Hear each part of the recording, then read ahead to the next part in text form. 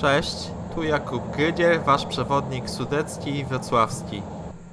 Dziś zapraszam was na wyjątkową 21-kilometrową wędrówkę przez jedne z najdzikszych i najmniej uczęszczanych pasm w Sudetach. Z Górzycy Górnej do Nowej Rudy przez wschodnie Góry Suche. To pełna przyrody, geologii i ciszy podróż, która zaczyna się już wczesnym świtem, w pociągu KD jadąc linią 274 z Wrocławia. Za oknami widać poranne mgły snujące się nad polami, powietrze chłodne, ale przejrzyste. Gdzieś w oddali majaczy Ślęża, potężna osamotniona góra, miejsce dawnego kultu Ślężan, która często mylona jest z wygasłym wulkanem. W rzeczywistości to nie wulkan, a dawna intruzja magmowa Ofiolit. Zastygła magma pod dawnym dnem morskim, wypchnięta stopniowo z głębi ziemi i wietrzejąca wolniej od otaczających skał. Robi wrażenie, zwłaszcza o poranku.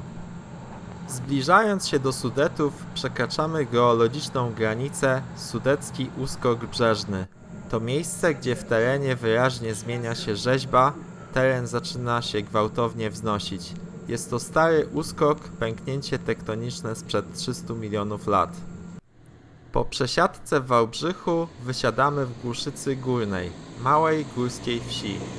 Tutaj zaczyna się nasza pierwsza przygoda. Wchodzimy na żółty szlak, który prowadzi przez zalesione zbocza w kierunku przełęczy pod Czarnochem. Poranna wilgoć osiada na liściach, a ostatnie kałuże po deszczu lśnią w świetle wschodzącego słońca. Na łąkach przy szlaku spotykamy rośliny charakterystyczne dla regla dolnego i stref ekotonowych między lasem a łąką. Wierzbówkę kiprzycę, pokrzywy, maliny. Wszystko tętni życiem, choć na ścieżce cisza. Nikogo tu nie ma. O 6 rano tylko przyroda jest naszym towarzyszem. Powoli wspinamy się w stronę grzbietu. Ścieżka łagodnie prowadzi w górę przez gęsty, wilgotny las.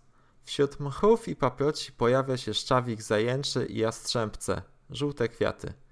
Na ścieżce zobaczycie czerwonawy riolit, skałę magmową z jasnymi kryształkami skaleni. Góry suche w większości właśnie z takich skał są zbudowane.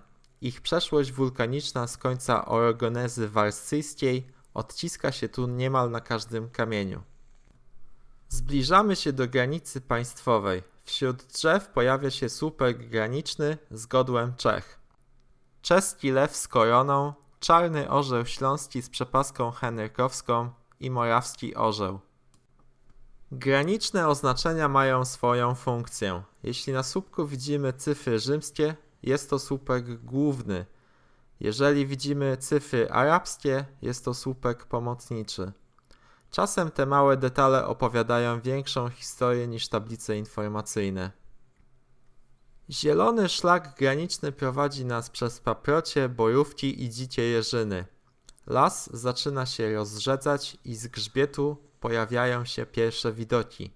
Najpierw na góry stołowe, w kolejnych panoramach widzimy góry kamienne, okolice Wali Góry i potem Góry Czarne, masyw Włodarza i Góry Sowie. Czarnoch to niewielki szczyt porośnięty świerkami i trawą. Większość sudeckich szczytów właśnie tak wygląda. Przysiadamy na chwilę, to dobre miejsce, by złapać oddech i nacieszyć się widokiem. Po drodze trafiam na borówkę brusznicę, rzadko spotykaną czerwoną jagodę, roślinę, którą ostatni raz widziałem w górach izerskich. Rośnie między krzewami borówki czarnej. Są to rośliny, które mają niesamowity i rozległy system korzeniowy, który wnika głęboko w ziemię między pęknięcia w skałach. Mijamy Trójpański Kamień, dawny punkt styku trzech terytoriów kościelnych, książęcych i prywatnych. Dziś to już tylko symbol, ale ma swój ciężar historyczny. Obok kolejny biskupi słupek graniczny z symbolem tzw. Brzewna, pnia z ułamanymi konarami.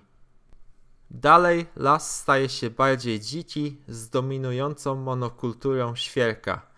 Na szlaku pojawiają się ślady jeleni, świeże, jeszcze wilgotne. Przypadkowe spotkanie, one bardziej zaskoczone niż ja, to dowód, że niewielu ludzi tędy chodzi, szczególnie o tej porze. Wystraszone jelenie to znak, że nikt przed wami nie szedł tędy dzisiaj. Zbliżamy się do Strzeleckiej Łąki, nazwa tajemnicza, być może związana z dawnymi ćwiczeniami wojskowymi lub polowaniami. Dziś to tylko cisza i pasące się bydło w oddali. Znajduję fragment czerwonego spągowca, skały osadowej barwionej tlenkami żelaza. Takie skały używa się do dekoracji elewacji czy do rzeźb. Łatwo się obrabiają i pięknie wyglądają w świetle słońca. Kolejny etap to podejście na wysoką górę. Choć niepozorna, daje w kość. Trasa pnie się w górę przez świerkowy las. Przy ścieżce zbutwiałe konary, czasem przewrócone drzewa. Po deszczu przewrócone drzewa potrafią naprawdę być niebezpieczne. Trzeba uważać na każdy krok. Ale trud się opłaca. W drodze na górę rozciąga się widok na Karkonosze, góry stołowe i dolinę Ścinawki. Widać też zabudowania Brołowa, czeskiego miasta po drugiej stronie granicy.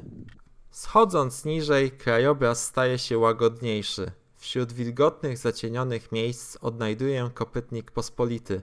Roślinę chronioną, którą naprawdę rzadko się spotyka. Znów zmienia się szata roślinna. Z regla dolnego przechodzimy na piętro pogórza. Pojawia się niecierpek drobnokwiatowy, paprocie, zarośla pełne malin. Wchodzimy w końcowy odcinek. Droga błotnista, pełna przewróconych pni i śladów dzikiej zwierzyny.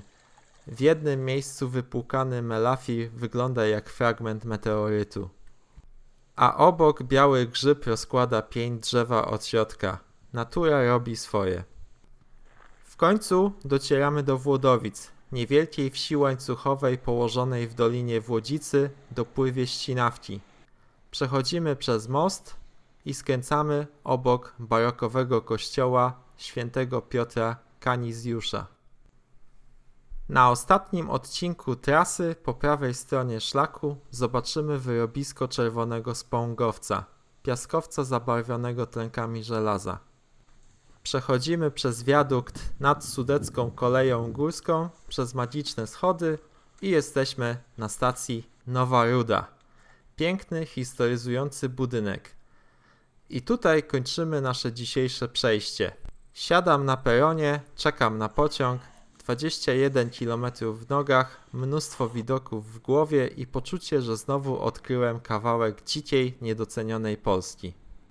Dzięki, że byliście ze mną. Zostawcie łapkę w górę, zasubskrybujcie kanał, jeśli podobała wam się ta wyprawa. Kanał można wspierać, link w opisie. Zapraszam do skorzystania z moich usług przewodnickich i do zobaczenia na kolejnej sudeckiej trasie.